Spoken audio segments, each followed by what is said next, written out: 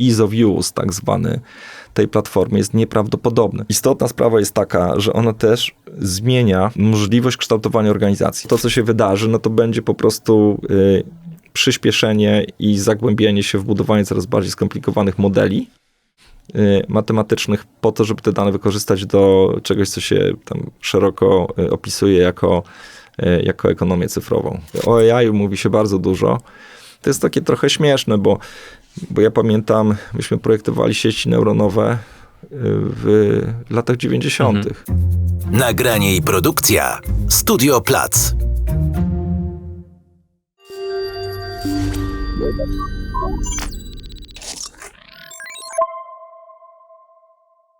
Cześć, ja nazywam się Damian Wilke, a to jest kolejny odcinek podcastu Visionaires. Dzisiejszym gościem jest Adam Wojtkowski, General Manager w Snowflake na Europę Środkowo-Wschodnią. Cześć Adam. Cześć Damian. Dzięki, że zgodziłeś się przyjść do studia i porozmawiać z nami. Z przyjemnością. Słuchaj, tak chciałem zacząć od takiego ogółu, trochę też przedstawić ciebie dla osób słuchających. Czy mógłbyś powiedzieć trochę o swoim doświadczeniu? Wiem, że z niejednego pieca jadłeś chleb, masz mega doświadczenie. Jakbyś mógł tak opowiedzieć, jak wyglądała twoja historia do Snowflake'a? To jest długa historia, to czasu nie starczy. Ja to powiem krótko. Dobra. Jestem inżynierem. I jestem takim człowiekiem przełomu PRL-u i tego nowego świata. Zresztą jak dzisiaj żeśmy się spotkali, to powiedziałem, dlaczego wszyscy są w wieku moich dzieci. Ale tak było i to były takie czasy, kiedy możliwość pracy w korporacji to był taki najbardziej pożądany kierunek w ogóle życia. Te korporacje wnosiły świeży powiew do takiego szarego, dusznego świata. Nadal jest? To prowokacyjne pytanie, biorąc pod uwagę, gdzie pracuję, ale to zależy. Myślę, że to zależy. Bardzo nawet. Jasne. No ale jest Politechnika Warszawska. Skończyłem tą Polibudę i tego nie pokazuję na LinkedInie, ale jeszcze 4 lata pracowałem, w trakcie tych studiów pracowałem dla AT&T. No więc byłem jakby studia inżynierskie, pracowałem inżyniersko, byłem pre-salesem, no i później poszedłem do pierwszej pracy w Ericssonie i też byłem pre-salesem. I to były takie czasy, kiedy na interwiu się wygrywało znajomością języka. To takie były czasy i to jest prawda. Tacy goście po 50, wczoraj miałem taki wieczór, tam siedzi taka grupa i opowiada te historie, no to są właśnie takie historie, że to nic nie trzeba było mieć, wystarczyło znać język. No i tam potem poleciało te 7 lat w tym Ericssonie i tam przekułem się z inżyniera na sprzedawcę. Jak to się stało, nie wiem, a w zasadzie wiem. Nie było w Polsce internetu.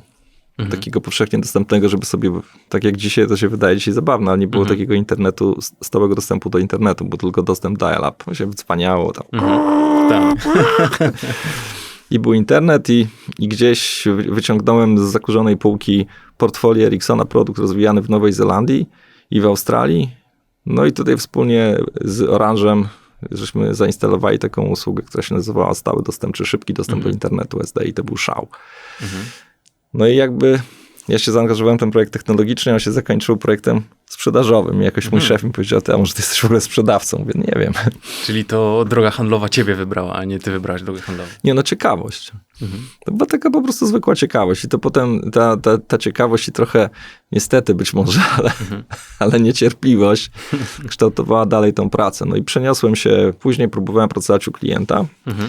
Poszedłem do Orange'a, ale stwierdziłem, że to nie dla mnie. To takie duże organizacje są po prostu jakby odległe mojej naturze. Komplikacje, polityka wewnętrzna i tak dalej. No i tam już później to tak się poturlało w stronę, zupełnie naturalnie w stronę Cisco, bo miałem dużo doświadczenia takiego telekomowego. Cisco jest firmą sieciową, przynajmniej wówczas było, teraz ma dużo szersze portfolio i chyba nawet tak nie powinno się jej opisywać. Przepraszam, Przemek, to do Przemka Kani. No i cóż. No i potem tak byłem zawsze bardzo ciekaw i chciałem się przesuwać jakby up the stack, czy przesuwać się w stronę tych kolejnych warstw, bo tak naprawdę pracując w AT&T, no to gdzieś pracowałem przy takim gołym światłowodzie. Potem była transmisja, potem była transmisja bezprzewodowa, to był Ericsson, później gdzieś tam był jeszcze operator, który operował sobie na tych bytach później. No i tam potem poszło, czyli Cisco, to było też telco, ale ale również klienci enterprise'owi. Pojawiło się jakieś takie zainteresowania, może banking, a może przedsiębiorstwa inne niż tylko telekomy. No i gdzieś po kolei szedłem up the stack, aż trafiłem tutaj. W międzyczasie jeszcze zainteresowałem się open source'em. To zawsze była ciekawość i takie trochę przekonanie, może błędne, że ta trawa u sąsiada to jest bardziej zielona i chętnie bym sobie sprawdził. Ale Snowflake sam w sobie uważam, że jest po prostu... Naprawdę jestem bardzo zadowolony, że tutaj trafiłem. Dlatego, że jak się pomyśli o tej ścieżce takiej,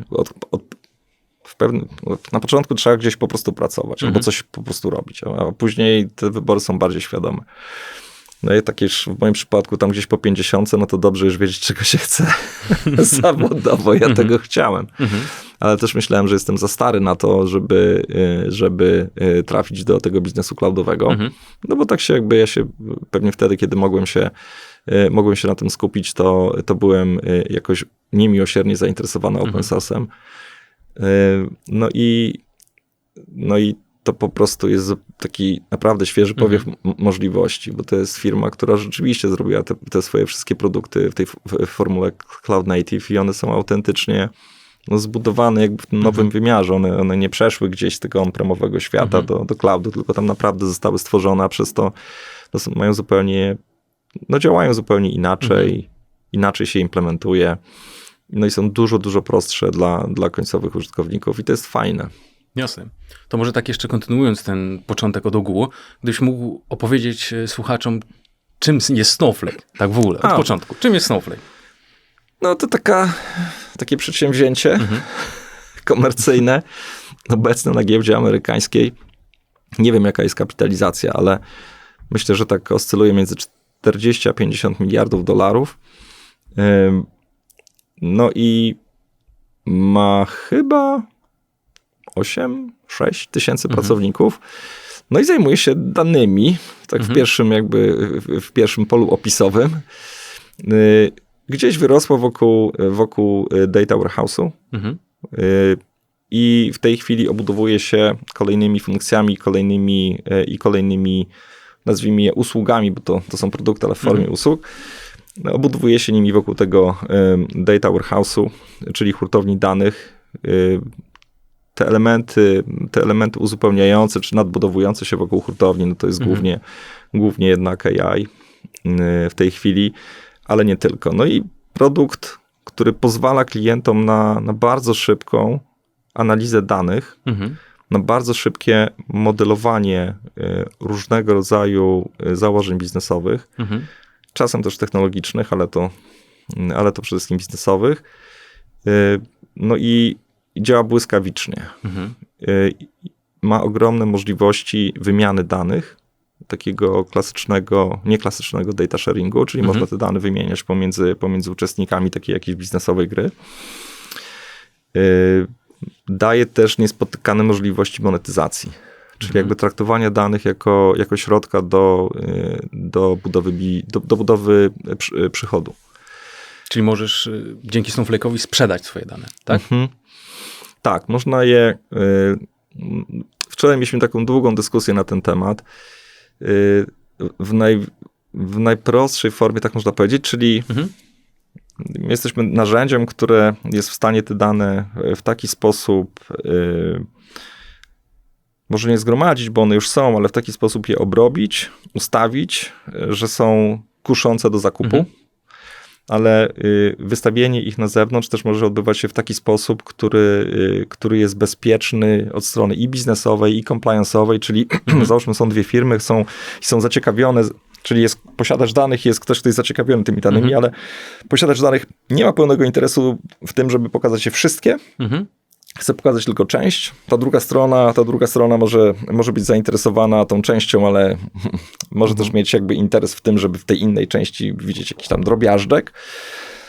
No i ma możliwości budowania takiego systemu wymiany tych danych i ich obserwacji, budowy jakiejś wartości z nich. Nazywa się to, na przykład ta forma, czy ta funkcjonalność nazywa się Data Clean Room. Jasne. No i to jest zupełnie... Oczywiście te fragmentarycznie te zagadnienia podejmowane fragmentarycznie, one występują oczywiście w data managemencie, no to jest nic nowego. Natomiast tutaj cała unikalność tego rozwiązania polega na tym, że one są zgromadzone w jednym miejscu i naprawdę dostępne za pomocą kliknięcia w guzik. No i to jest zupełnie takie, wydaje mi się, wspaniałe. A powiedz mi, jacy klienci korzystają ze Snowflake'a? W sensie, czy są jakieś wiodące branże, czy wszyscy mogą korzystać ze Snowflake'a? Wydaje mi się, że największa, może inaczej, nie wydaje mi się, wiem. Są jakby, można tam rynek opisywać na wiele sposobów. No ale takie pierwsze podejście, które można zaproponować na przykład, to jest, że są te branże regulowane i nieregulowane. Więc my najszybciej weszliśmy w branże nieregulowane. No to jest dosyć naturalne, no bo jakby tam się pracuje najłatwiej. Nie ma regulatora. Tak, nie ma różnych rodzajów. Tak, no generalnie prawo nie wkracza jakby z pałką. Czy tam, czy to prawo per se, czy regulator. Na koniec dnia wydaje mi się, że retail to był ten wertykal, tudzież ta branża, w której my żeśmy zaczęli najmocniej, ale mamy klientów ze wszystkich branż. W tej chwili bardzo mocno się rozwija FSI, czyli sektor bankowy i ubezpieczeniowy. Motoryzacja, e-commerce oczywiście, wszelkiego rodzaju fintechy. To są nasi tacy klasyczni klienci. Jeszcze nie w Polsce, ale w zachodniej Europie energetyka. I wszystkie te przedsięwzięcia związane z handlem energią, energy trading. Także to przekrój tych klientów jest ogromny. Jest ich w tej chwili około 10 000. Wydaje mi się, że jeżeli się nie mylę, to że z Fortune 2000 mamy chyba połowę firm. Połowa firm jest naszymi klientami. I jest w ogóle bardzo dużo klientów, którzy nie mają takiego kontraktu konsumpcyjnego z nami. Tak go nazywamy, tylko po prostu korzystają ze Snowflake'a, podpinają kartę. Pay as you go. Tak. I to przekrój ogromny. Nie ma jakiegoś takiego. No mogę powiedzieć, że wczoraj na przykład podpisaliśmy umowę z Telekomem. O. Akurat tak się złożyło. Gratulacje. Nie dziękuję. Liczymy na więcej. Więc idzie to szybko. Czyli tak podsumowując, gdybyś miał zebrać, powiedzmy w paru zdaniach, paru słowach, jakie są główne korzyści dla waszych przyszłych klientów i aktualnych z korzystania ze Snowflake'a? No to jest SaaS. I on jest przez to, że to jest usługa, taka po prostu usługa. Otwiera się okienko w laptopie, czy tam na padzie, czy w kompie i ona już tam jest gotowa. Więc nie ma całego tej trudności związanej a ja pracowałem dużo i w hardware'ze, i w software'ze. Nie ma tej trudności związanej z budową całego tego środowiska. Bo na przykład wspomniany ten wczorajszy nasz przypadek wygranej u jednego z klientów, no to my pracujemy w tej chwili na architekturze, która była rozwijana od 20 lat. I teraz, jeżeli sobie wyobrazić, że ktoś nagle chce wejść w jakieś takie bardzo poważne modelowanie i wykorzystywanie modeli LLM-owych, a w przypadku na przykład branży telekomunikacyjnej ma to głęboki sens, z dziesiątków różnych powodów, no to będzie czekał rok na NVIDIę. Po prostu. Okay. Po prostu będzie czekał rok na NVIDIę. I no więc ma ten czas, czego nie ma. Najczęściej jak ktoś podejmuje decyzję biznesową o tym, żeby technologiczną decyzję, no to ona jest gdzieś tam motywowana jakimś problemem biznesowym albo jakąś chęcią biznesową. No więc, czyli jest dobrze i ma być jeszcze lepiej albo jest źle i trzeba coś zrobić. No i tutaj nic się nie da zrobić, dlatego że jeżeli jest potrzebne takie potworne przetwarzanie gdzieś i jakby lepsza analityka po to, żeby osiągnąć lepszy skutek biznesowy, to po prostu nie ma tych kart. I cześć. Jakby sprawa się rypła. No a tutaj jest guzik. I to jest ta różnica. To jest taka oczywiście, to jest trywializowanie, bo to jest taka zupełnie pierwsza warstwa. Natomiast ease of use, tak zwany, tej platformy jest nieprawdopodobny. Istotna sprawa jest taka, że ona też zmienia możliwość kształtowania organizacji. To jest ważne, dlatego że załóżmy, że jest jeden dataset, jest jeden zestaw danych I on jest potrzebny, i to jest ten sam zestaw danych dla uproszczenia. I on jest potrzebny finansom, on jest potrzebny ludziom z marketingu, bo chcą budować kampanię. On jest potrzebny ludziom z, dajmy na to, audytu, bo po prostu chcą sobie tam patrzeć w te słupki i rozumieć, co się dzieje. I dajmy na to, że jeszcze mamy ludzi od ryzyka.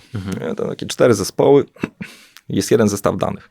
Każdy z nich może równocześnie w tym samym czasie pracować na tym zestawie danych, ale z różną dynamiką. No bo audytor może chcieć mieć wgląd w jakiś tam zakres i przekrój raz na kwartał albo pod projekt. Ktoś inny musi mieć na przykład kampanijnie, chce działać w bardzo krótkim okresie czasu, ale z dużą intensywnością i tak dalej. Każdy ma inny profil działania, a one są dostępne dla wszystkich naraz. I każdy z tych działów może te dane obrabiać pod własną potrzebę i pod własną interpretację w tym samym czasie, ale z inną dynamiką. Więc ktoś może mieć je bardzo szybko, ktoś bardzo wolno. Wystarczy po prostu przesunąć sobie suwak. No i to jest jakby ta zmiana, dlatego że kiedyś się trzeba było skolejkować, podnieść rękę. To tak jak w dawnych zamierzchłych, być może nie, ale być może występują takie przypadki. W czasach się jakby wypisywało się wniosek, że ja chcę serwer, dostawało się tam serwer, do tego storage, był storage, później co teraz dalej zrobić? No aplikacje, no bo jeden serwer to jedna aplikacja, przyszedł tam, no i tak dalej. To takie to były naprawdę zamierzchłe czasy przed VMware'owe.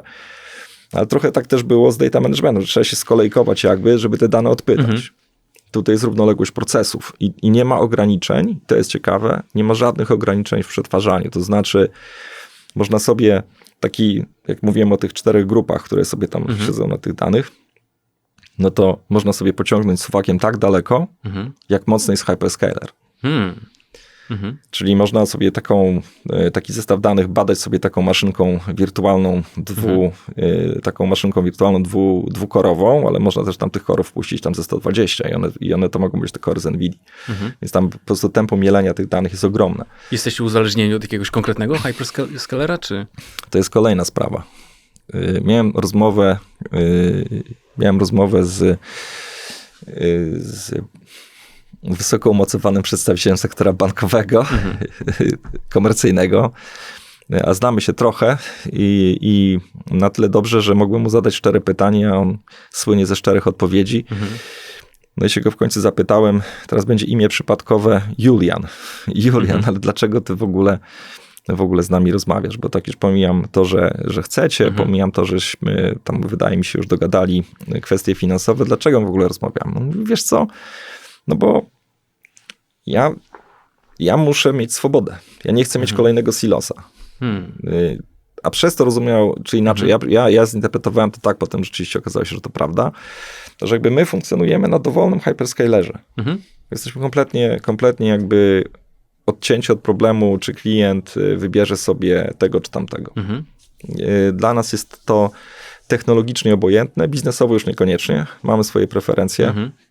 Albo tam być może nawet na poziomie każdego z naszych sprzedawców są relacje osobiste i ktoś woli w prawo, ktoś lewo, a ktoś środkiem, zakładając, że jest ich 3 tutaj w tej części świata. No ale nie ma tam żadnego uzależnienia. Tak samo dobrze działamy na każdym z nich. Więc klient ma pełną swobodę, a z kolei duzi klienci nie mogą mieć strategii albo nie chcą bardzo mieć strategii. Na pewno też nie powinni długoterminowo mieć strategii z jednym z hyperscalerem. No muszą mieć ich przynajmniej 2, chociażby po to, żeby rozegrać swoją jakby strategię zakupową właściwie i mieć dobre ceny. No tak. I to słyszymy też często. Więc to jest kolejna rzecz, że my po prostu nikogo nie ograniczamy. Próg wejścia niski, karta. Doświadczenie takie samo jak z przysłowiowymi, nie wiem, z aplikacją taką arkuszową, czy to jednej znanej firmy, czy drugiej znanej firmy się klika, sprawdza, działa, okej, to wciśnijmy guzik. Jest wynik. Zsumowało. Czyli jak duzi są wasi klienci? Czy to mogą być jakieś małe firmy, czy same olbrzymie korporacje? Jest w ogóle pełna granulacja. Naprawdę pełna granulacja. My mamy ogromnych klientów, wielkie brandy, znane i bardzo dużo takich małych firm, które próbują. Próbują i to nie jest taka technologia jak przysłowiowa, nie wiem, baza danych Oracle'a, że to już po prostu trzeba mieć pewną skalę działania, żeby po prostu długoterminowo być gotowym na ponoszenie kosztów z maintenance'u takiej bazy, który jest wysoki. No, przynajmniej tak generalnie rynek o tym mówi, że nie są to niskie koszty. Jest to wspaniały produkt, ale z wysokim kosztem maintenance'u. Tutaj może wejść w to rozwiązanie każdy. Naprawdę każdy. No tak, powiedziałeś sam, podłączysz kartę i... Tak, bo tutaj nie ma różnicowania. Jakby to jest dokładnie ten sam tool. To jest dokładnie ten sam tool. I on może być, jego siła polega na skalowalności i na możliwości realizacji równoległych procesów, ale to jest ten sam tool. To jest to samo okienko. Więc to nie daje pełną swobodę. Pełną swobodę każdemu. A powiedz mi, jak wygląda integracja danych? Bo rozumiem, że te dane w Snowflake'u jakoś muszą się znaleźć. Tak. No to... I dane klienci mają on-premise, w chmurze, praktycznie rozrzucone wszędzie po całej organizacji. Jak ten element jest u was realizowany? Tak, no to w takim całym holistycznym zagadnieniu projektowym dla funkcji Chief Data Officera lub tam pochodnych, bo to jakby ta też funkcja, ona się dzisiaj chyba, wydaje mi się, no ona już jest ukształtowana, ale mimo wszystko to jest taki początek tej drogi. Podchodząc do jakby tego problemu holistycznie z punktu widzenia CDO, no to wiadomo, my jesteśmy tylko częścią kompleksowego rozwiązania. Czyli jest sobie ten przysłowiowy zbiornik danych, on jest wyposażony w te wszystkie, w dużo więcej niż to, o czym mówiłem, ale no te wszystkie funkcjonalności są budowane. No tak jak powiedziałeś, Damian, no, trzeba go zasilić, no i on też musi jakby z siebie te dane wyrzucić. I one, czyli tak naprawdę my jesteśmy w takiej trójpolówce, że jest zasilenie, jesteśmy my i potem jest wizualizacja tych danych. No i te projekty są złożone. Generalnie takie zasilenie, te źródła danych są różne. One są wewnątrz organizacji, na zewnątrz organizacji. One mają też różną charakterystykę. Mają w cudzysłowie różne tempo. Są to przecież dane strumieniowe. Więc my jesteśmy w środku, ale jak angażujemy się w projekty, no to natychmiast stajemy się jakby częścią tego holistycznego procesu. Naszą odpowiedzią na to, no to jest przede wszystkim rozumieć całość architektury, czyli my musimy wiedzieć i pracować blisko producentów ETL-i znanych, mniej znanych, różnych. Musimy mieć wiedzę na temat tego, co od strony ETL-a przychodzi. Musimy rozumieć też to, co jest standardem rynkowym. No, nikt się nie zdziwi, jak na przykład po stronie wizualizacji czy konsumpcji tych danych, u nas się nikt nie dziwi, jak usłyszy Power BI, wie czym jest Power BI na przykład, albo nikt się nie zdziwi, czym jest informatyka i doskonale zdaje sobie sprawę, czym jest informatyka, czym jest software AG i tak dalej. Więc to są trudne projekty. To znaczy, z mojego doświadczenia, no to jeszcze oczywiście sprzed Snowflake'a, no to te projekty, takie klasyczne projekty hardware'owo-software'owe, to ja miałem wrażenie, że były trochę prostsze, bo tutaj jednak występuje ta konwersja w dużej mierze z on-premu. Dużo jest skropania się po głowie, to jak ma wyglądać ten docelowy scenariusz architektoniczny. Czy to powinien być data mesh, czy możemy sobie pozwolić na to, żeby te dane były jednak w jednym miejscu. To nie jest proste koncepcyjnie. Natomiast no, my się naprawdę staramy pomóc klientom i wydaje mi się, że mamy też jako organizacja dużo wiedzy już. My nie mamy tej wiedzy, powiedzmy, migracyjnej. Znaczy potrafimy to zrobić, ale są, wydaje mi się, tacy, którzy robią to lepiej. Nasze professional services mogą to zrobić, ale są wyspecjalizowane firmy, taka jak wasza chociażby. I jakby tutaj myślę, że jest bardzo duże pole do współpracy i my ją chętnie nawiązujemy. Bo, no tak jak mówię, no to są złożone projekty, wielowątkowe. To się łatwo o tym opowiada, ale na koniec dnia taki projekt migracji, dajmy na to, takiej tradycyjnej, jakiejś dużej hurtowni, to są lata. Więc też musimy być w tych naszych cyklach sprzedaży cierpliwi. Jasne, rozumiem. Słuchaj, to jest podcast Visionaires, rozmawiamy dużo o przyszłości, więc chciałem ciebie zapytać o twoje zdanie, twoje takie predykcje, pomysły. Jak będzie wyglądała przyszłość zarządzania danymi, przetwarzania ich w chmurze za 5-10 lat? Aż się napiję, to jest kawa.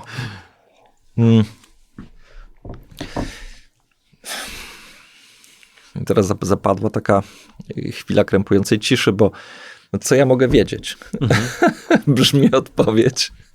Co ja mogę wiedzieć? Ja myślę, że są przesłanki. Mhm. I jakby 5 lat to chyba jeszcze jest taka perspektywa, że można coś wypatrzeć. 10 lat to wydaje mi się, że nie. No tak, w tym tempie zmieniającej się technologii świata. Tak, to po prostu jest jakieś szaleństwo, ale w 5 lat jeszcze w miarę wydaje mi się. Myślę, że jest tak, no skoro mniej więcej, mniej pewnie trochę niż więcej, powiedzmy połowa światowej produkcji serwerów ląduje u hyperscalerów. A to są połowa, co drugi serwer ląduje w tych wielkich data centers. Czyli w 3 brandach może powiedzmy jeszcze jest Alibaba, Tencent, to powiedzmy tam z takich 5 gigantów światowych. I to jest połowa. 75% serwerów graficznych, w cudzysłowie ląduje również w tym samym miejscu. Czyli z 4, 3 lądują tam. No i ten rynek hyperscalerów był wart w 2023 około $200 miliardów, a w 30 ma być wart 2 biliony. No to jakby mnie się wydaje, może naiwnie, ale że jednak ta zmiana, która bo oczywiście ja się odnoszę do tylko zmiany technologicznej w informatyce a potem o danych, no to ona się będzie odbywała właśnie tam. To znaczy byłoby bardzo, wydaje mi się, naiwne, żeby myśleć, że ten powiedzmy świat taki, który ja znam doskonale, ja się w nim wychowałem, byłem w nim zanurzony po uszy, albo i często głębiej, to on będzie funkcjonował. Wszystkie te powiedzmy takie, w cudzysłowie, lokalne centra przetwarzania, takie data centers, które są zbudowane przy kliencie. Ale moim zdaniem to trochę jest w tej chwili ta ewolucja, no to ona zdecydowanie ma taki charakter, jak tam, nie wiem, na przykład podczas rewolucji przemysłowej każdy zakład przemysłowy miał swoją własną elektrownię. I tam ludzie lamentowali, załamywali ręce, ola Boga, co to się stanie, jak my włączymy te 2 kable od 2 prowajderów, a nie daj Boże od jednego i tam coś mu nawali i nie będzie prądu w fabryce. No i to będzie chyba podobnie. I te procesy, jak się patrzy na to, że między 2024 a 2030 jest 6 lat, 10-krotnie zwiększy się wartość tego rynku, i to chyba my już jesteśmy w takim punkcie akceleracji, że można powiedzieć, no to będzie, to jakby już nie ma co pytać o chmurę, bo chmura to już wiadomo, że to jest chmura. No i jakby jaka jest główna wartość, która ją zasiedla, to są dane. Czyli te procesy są całkowicie współbieżne. Całkowicie. No i więc tak, po pierwsze przyszłość, jakby miejscem, rezydencja danych to chmura w skali makro. Tam sobie one zamieszkają. No i teraz jest pytanie, jak z nich skorzystać i czy to w ogóle nie jest trochę przesadzony w ogóle taki wątek. Czyli na przykład mieliśmy wczoraj długą dyskusję o monetyzacji. Jak to robić, jak nimi handlować, jakby czy barter, czy handel, ile wystawiać, ile nie wystawiać, jakby i tak dalej.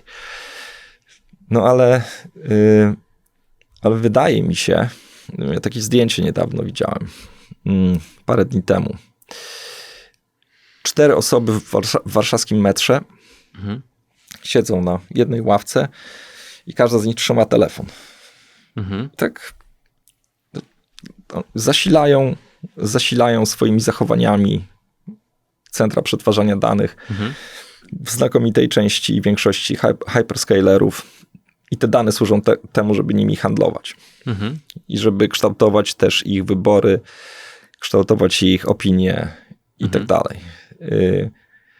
Więc wydaje mi się, że jeżeli, no nie wiem, może to niezbyt mądre, ale jeżeli ktoś nie zabierze ludziom telefonów komórkowych, laptopów, no to co się wydarzy, no to będzie po prostu przyspieszenie i zagłębienie się w budowanie coraz bardziej skomplikowanych modeli matematycznych po to, żeby te dane wykorzystać do czegoś, co się tam szeroko opisuje jako ekonomię cyfrową.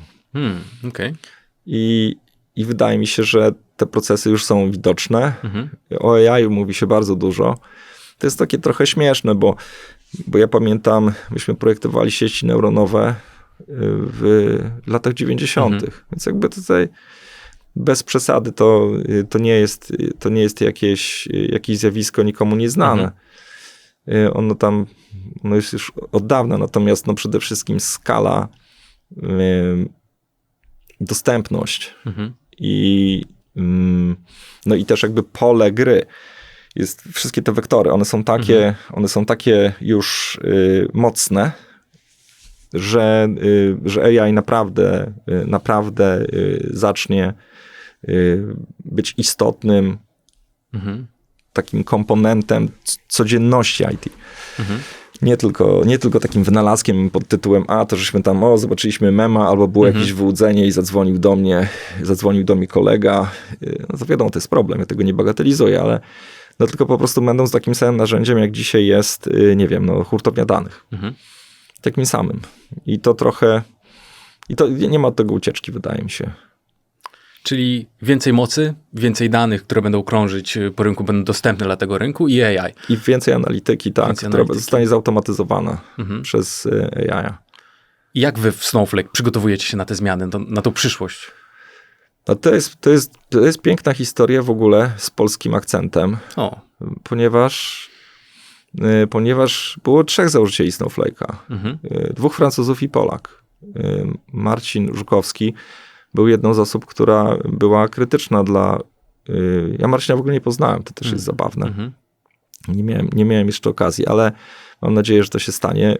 No ale z tego, co z opowieści kolegów, to i nie tylko kolegów, nie tylko moich kolegów, ale też w ogóle ludzi, z którymi rozmawiałem, przypadkowo zupełnie w Stanach, no osoba krytyczna w stworzeniu tego produktu, czy tej usługi. Bez niego by się to nie powiodło. Więc to jest jakby raz. 2, Warszawa to jest jedno z 2 na świecie centrów rozwoju produktów. I ono w żaden sposób jakby, jest równorzędnym partnerem gry dla tego centrum R&D w Stanach. To jest też ciekawe, bo ja nie wiem, czy wiem, że są centra rozwoju produktów innych firm, w tym tych, w których pracowałem w Polsce, no ale wydaje mi się, że jednak nie w tej skali. Więc to jest taki polski akcent. To jest bardzo ciekawe. No i w ramach też tego polskiego akcentu, no to Snowflake tutaj kupił kilka firm w Polsce i zintegrował je sobie w portfolio globalnym. No a w zasadzie to w globalnym procesie data engineeringu. I część z tych firm to były firmy, które się właśnie specjalizowały w AI. I tutaj, więc to a propos akcentu, a jeżeli chodzi w ogóle o to, jak my jesteśmy do tego przygotowani, powiedzmy strukturalnie w tej kompozycji tego produktu, no to my jesteśmy znakomicie przygotowani. Dlatego, że wydaje mi się, że to jest najlepsza z możliwych ścieżek. Została obrana przez Snowflake'a i nie mówię tego tylko dlatego, że mi po prostu firma płaci. Ale naprawdę tak myślę. Jest tak, że jak już są te dane, jak są w tej platformie, sobie tam siedzą, rezydują, no to jest duży wysiłek organizacji, żeby tam się zmieściły. To mówiliśmy o tych ETL-ach, że to trzeba tam zapakować, że te projekty są długie. No i później jak już tam sobie zamieszkają te dane, no to jest, wiadomo, że są modele i te modele mogą te dane atakować, tam może nie wyciągać wniosków, ale pod konkretne tezy tam jakby sobie te dane badać i tak dalej. No i fajnie. Natomiast gdyby dzisiaj wziąć kogoś takiego bardzo mądrego, jakiegoś doktora, który urodził się w czepku w danych tak zwanym, stochastyka, probabilistyka i tak dalej. Z geniuszem przetwarza wszystko sobie w głowie i to i tak nam nie powie, co tak naprawdę siedzi w danym modelu LLM-owym. Nie jest w stanie, nikt nie jest w stanie. Te modele trochę żyją swoim życiem. I każdy z nich jest inny. Każdy był inaczej trenowany. Każdy ma inne możliwości. Trochę inne, bardziej inne i tak dalej. I my te modele przyciągamy do naszej platformy. One tam są też w guziku. Można sobie kliknąć guzikiem i te popularne modele, one są już w tej platformie. Oczywiście można sobie zrobić swój. Można go sobie wziąć i tam wykodować, zapakować w kontener, wrzucić do platformy. Super. Tylko kogo na to stać? Kto ma tylu data scientistów? Kto jest w stanie zapłacić tym ludziom, wszystkim ich znaleźć na początek? Więc ale są takie organizacje, które ich mają i też mogą brać udział w tej zabawie, bo mogą przynieść swoje modele do tej platformy, ale też ona jest od razu natywnie wyposażona w te, które funkcjonują na rynku jakoś szeroko, ale również nasz własny, który ma znakomity performance trenowania modeli. Więc jest takim oto bytem. No jakby to oznacza, że my jesteśmy przygotowani pod możliwość dostarczenia klientowi narzędzia do analityki właśnie w taki sposób, że i zresztą to jest taki przypadek, z którym ostatnio żeśmy mieli do czynienia, nie mogę podać nazwy klienta ze względu na NDA, ale to właśnie było takie zagadnienie, że jest duża ilość danych niestrukturalnych, która trafiła do tego naszego, w cudzysłowie, pudełka, a klient chciał po prostu je sobie szybko uporządkować i zasilić swój model pricingowy, po to, żeby szybko wystawiać oferty. Trafiły, no i tam jest kilka tych modeli. I co zrobił klient? No zamiast pisać swój, to mówi, a to sprawdzę sobie, jak działa ten pod jakieś założenie, że muszę mieć threshold właściwej populacji mojego modelu pricingowego na poziomie 80%. Bo jak mi się 80%, jeżeli 80% danych, które trafią do tego systemu, to będą dane, które będą właściwie odczytane, ten model tam nie będzie halucynował, jak to się o nich opowiada, no to fajnie, to wtedy to oznacza, że biznesowo ma to sens. No więc wziął pierwszy, 45, drugi, ale w końcu wziął sobie taki, spółki go wziął, któremu dał ponad 80, a tak naprawdę ponad 90. I teraz pytanie, dlaczego ten, a nie inny? Nie wiem, no a dlaczego lepiej się chodzi w takich butach, a nie innych? Trochę nie wiadomo, znaczy można opisać dyskomfort. Nie można opisać poziom dyskomfortu, że tu mnie opija czy coś. Na koniec dnia wybiera się takie. No i to jest właśnie taka trochę możliwość, że jakby pod wyjście, że tak powiem, na jakąś uroczystość można sobie wziąć lakierki do smokingu, a pod wyjście na bieganie można sobie wziąć jakieś tam bardziej lub mniej specjalistyczne buty do biegania, bo dzisiaj to już jest cała branża specjalizacji butów do biegania. To prawda. No i trochę tak właśnie jest z tym naszym snowflake'iem, że oczywiście można pójść w bardzo wyrafinowane działania, ale można skorzystać z gotowców. Jeżeli te gotowce działają, można je sobie dalej dotrenować.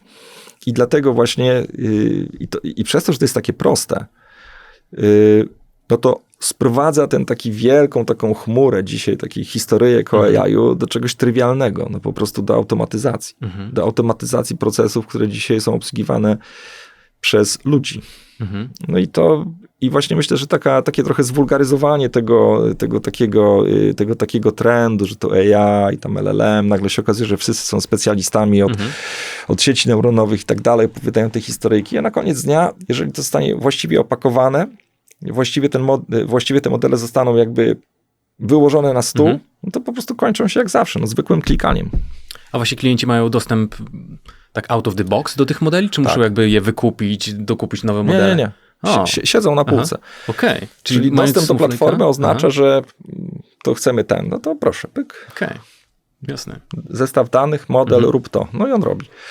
Jedna jeszcze ciekawa rzecz ze Snowflake'a to jest też to, że on łączy takie światy bardzo historycznie, tradycyjnie związane z hurtownią danych, a konkretnie SQL-a, z tym nowym światem. I jakby oczywiście tam można korzystać z różnych języków, tam z Pythona, Scali, Java i tak dalej. To jest jasne. To wiadomo, że dzisiaj bez tego to by jakby się już ta platforma nie popularyzowała. Natomiast to jest jakby być zbudowany wokół SQL-a. A tych ludzi, którzy znają SQL-a jest sporo. No podstawy informatyki na pierwszym roku.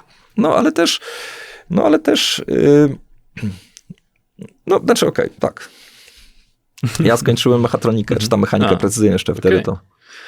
Słuchaj, a słyszałem i czytałem trochę o takim rozwiązaniu od was, jak o nazwie Cortex.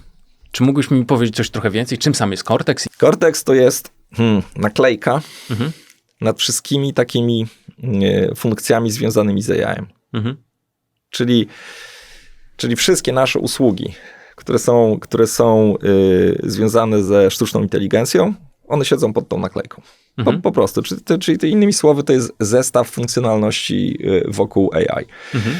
No i jest tam ich wiele, są różne i są też nie tylko te modele, o których mówiłem, że można je sobie tam drop down i jedziemy, ale są też serwisy gotowe w ramach tej funkcjonalności. Nie wiem, no przykład jednego z nich to jest Document AI.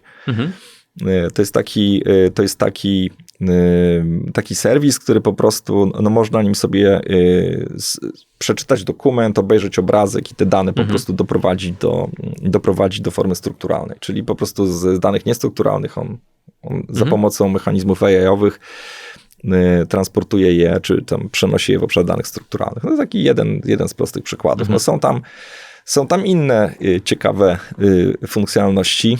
Jest taki na przykład nasz Copilot. Taki nasz własny, czyli w języku naturalnym można sobie postawić zagadnienie, tam opisać się, albo chyba lepiej powiedzieć, zadać pytanie. No i tenże Copilot nie robi nic innego, tylko robi po prostu konwersję tego zapytania w języku naturalnym do SQL-a. Czyli podaj mi ilość butów sprzedanych we Wrocławiu blisko rzeki. No i on mówi tam, on wtedy, no to SQL wygląda tak, pik, activate, wyrzuca wynik, zwizualizuj, pokażę jeszcze parę grafów. No tak, no to jest jakby w tej warstwie właśnie automatyzacyjnej, takiej, no znowu, odczarowanie AI, to jest kolejna wersja jest to kolejna wersja automatyzacji, trochę niebezpieczna, bo rzeczywiście chyba tak niebezpieczna? jest. No, generalnie zagadnienie takie jest kontrowersyjne mocno. No bo na koniec dnia może być tak, że te wszystkie zabawki pozbawią ludzi pracy. No ale do tego nikt nie wie. No bo ja kiedyś miałem spotkanie w jakiejś tam grupie wojskowych i dowiedziałem się, nie pamiętam już w tej chwili dokładnych liczb, ale dowiedziałem się, że trzeba więcej ludzi do obsługi drona bojowego klasy Mail niż do obsługi F-35. I spadłem z krzesła. No bo wydawało mi się, że jest zupełnie odwrotnie. Wydawało mi się, że taka konstrukcja jak F-35 piątej generacji, myśliwiec, nie wiem tam ile to już było krajów chyba, ale dużo krajów i zrzutka na to, żeby on w ogóle powstał. No, skomplikowana konstrukcja, szczyt myśli jakby technicznej i lotniczej. No i a tutaj no to co, silnik, skrzydełka, parę bombek. No i okazało się, że więcej ludzi jest potrzebnych do obsługi tego drona niż tego samolotu. Okay. W którym lata człowiek i może zginąć, a tutaj po prostu zginie trochę pieniędzy. Więc może też być i tak po prostu, tylko jakby cała kontrowersja chyba wynika po prostu z tego, że gdzieś ten program komputerowy udaje myślenie.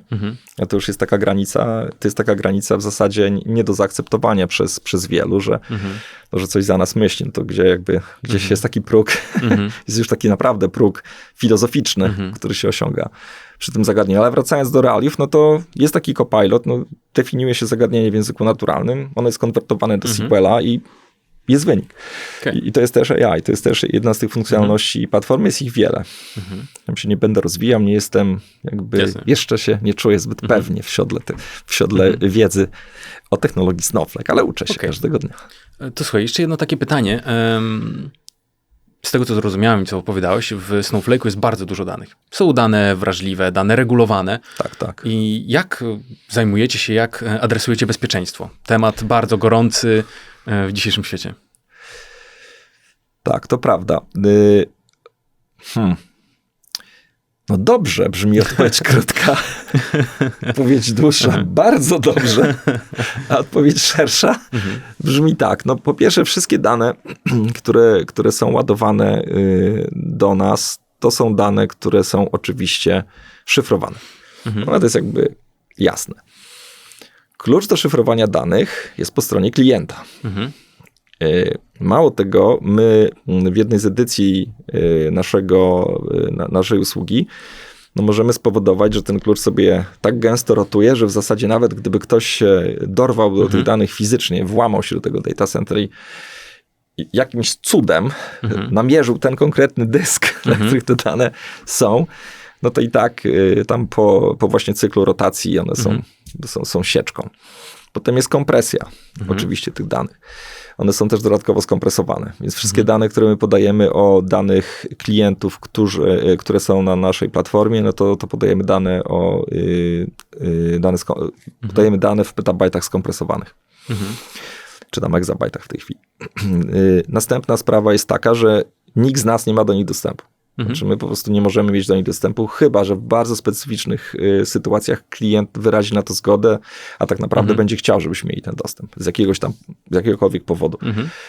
No więc tam jest pełen reżim. No i to jesteśmy my.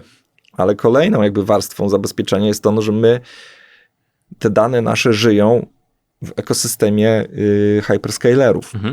Więc oni mają jeszcze dodatkowo swoje własne tak zwane measures, żeby się sposoby, czy swoje własne polityki, które jeszcze zabezpieczają je, więc ja myślę, że tutaj to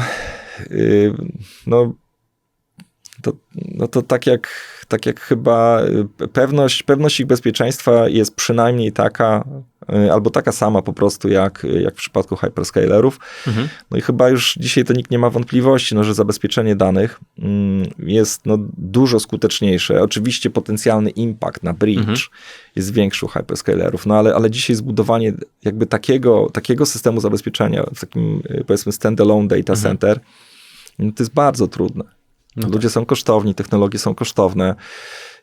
To jest po prostu bardzo trudne. Są takie miejsca, gdzie nie ma wyboru, bo nie wiem, data centers na przykład związane z wojskiem chociażby, albo służbami. To wiadomo, że tam sprawy wyglądają inaczej, bo muszą wyglądać inaczej. Natomiast po to są społeczeństwa i płacą podatki, żeby ten koszt ponieść. Bo to już wchodzimy w obszar w ogóle funkcjonowania państwa. Natomiast jeżeli chodzi o bezpieczeństwo tutaj, to jest przynajmniej ten poziom, jaki reprezentują hyperscalerzy. W uproszczeniu można powiedzieć, że jesteśmy tak samo bezpieczni jak każdy z nich. Jasne. Okej. Powiedziałeś mi o Snowflake'u, czym jest, jakie są wartości, jakie korzyści może mieć klient. Opowiedziałeś mi trochę o swojej wizji na przyszłość, o AI. Poruszyliśmy też bezpieczeństwo i słuchaj, chciałem też zamknąć ten podcast taką klamrą. Jakbyś mógł mi powiedzieć, jaka jest wizja na ciebie na najbliższe 5 lat? Jakie są twoje plany, pomysły? Nie, tak. Bardzo mi się tu podoba. Więc chciałbym zagościć w Snowflake'u na dłużej. To taka jest prosta rzecz, ale czasami proste rzeczy to są dobre. A nawet chyba najczęściej. Tak mi się zdaje. I jakby w tym wątku zawodowym, to zdecydowanie chciałbym upowszechnić technologię, dlatego że centralna Europa to jest trudny rynek. Ja zanim się zatrudniłem w Snowflake'u, pracowałem globalnie, tak się chyba mówi, czyli pracowałem na całym świecie, w różnych miejscach, w Azji, w Stanach, więcej w Azji niż w Stanach, ale dużo. I jakby rzeczywiście tak, i to był pierwszy taki przypadek w życiu, który miałem, że mogłem zobaczyć, jak się pracuje w Indiach, w Chinach i tak dalej, w Japonii. I tam inaczej się pracuje. Trudna jest ta centralna Europa, bo jej taki, powiedzmy, charakter ekonomiczny, jakby w pewnym sensie taka konkwista, która tutaj się odbyła po tych zmianach końcówki lat 80., spowodowała, że centra decyzyjne często są jakby poza tym regionem.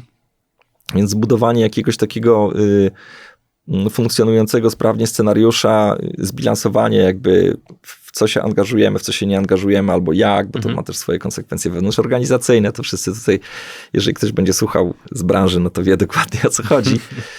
Natomiast dla mnie takim planem na mnie w Snowflake'u, a czy to będą oglądali moi koledzy z pracy?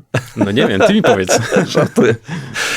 Jest to, żeby zbudować taki bardzo sprawny ekosystem, który spowoduje, że my oprócz tego, bo jesteśmy takim świeżym brandem, takim z dobrą percepcją marketingową i tak dalej. Wydaje mi się, że mamy na pewno dobry produkt, ale po prostu ja bym chciał, żeby to było za kilka lat, żeby to było Snowflake, wiadomo.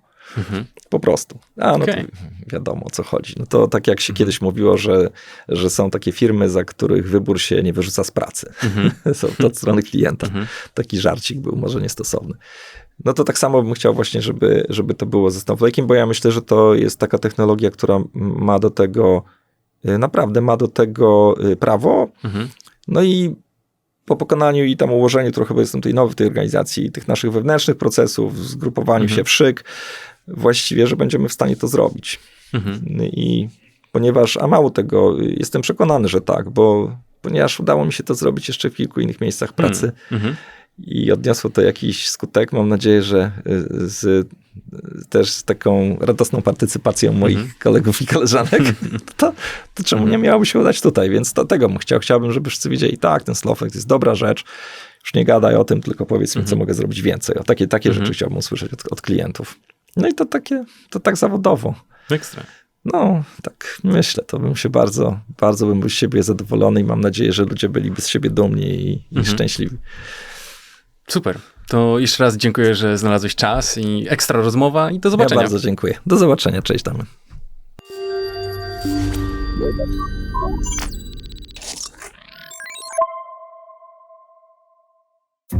Nagranie i produkcja Studio Plac.